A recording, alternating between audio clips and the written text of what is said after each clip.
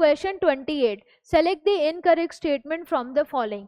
Incorrect statement हमसे पूछी गई है, 4 स्टेटमेंट्स यहाँ पर दी गई है। अगर हम स्टेटमेंट्स देखें, statement A, dark reaction is more sensitive to temperature, बिल्कुल सही, क्योंकि डार्क रिएक्शन एंजाइमेटिकली कंट्रोल्ड है एज कंपेयर टू लाइट, और एंजाइम्स टेम्परेचर सेंसिटिव होते हैं, एक ऑप्टिमम टेम्परेचर पे ही काम करेंगे।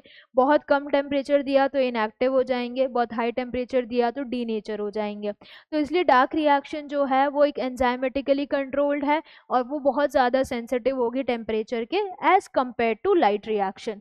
तो ये सही है। Light reaction is less sensitive to temperature, ये अभी डिस्कस किया, सही है। C4 plant responds to higher temperature and C3 plants have lower optimum temperature, ये भी बिल्कुल सही है। C4 प्लांट्स कहाँ पाए जा रहे हैं? Tropical hot dry climatic condition में, तो वहाँ पर ऑलरेडी टेम्परेचर ज़्यादा है तो वो अडेप्टेड है हाई टेम्परेचर पर बढ़िया फोटोसिंथेसिस करने के लिए।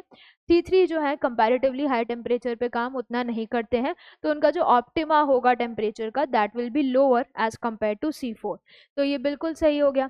Tropical plants have lower optimum temperature, ये गलत है, लोअर नहीं है। Tropical plants have higher optimum temperature, क्योंकि वहाँ पर कंडीशन ही कैसी है, बहुत हाई टेम्परेचर कंडीशंस हैं, तो इसलिए वो वहाँ पर उनका जो ऑप्टिमम टेम्परेचर होगा फोटोसिंथेसिस के लिए वो नॉर्मल C3 के कंपैरिजन में ज़्यादा होगा, तो इसलिए they have higher optimum temperature. Correct answer is D. Correct, that is incorrect पूछा गया था तो ये स्टेटमेंट इनकरेक्ट है, तो हमारा आंसर क्या हो जाएगा? डी।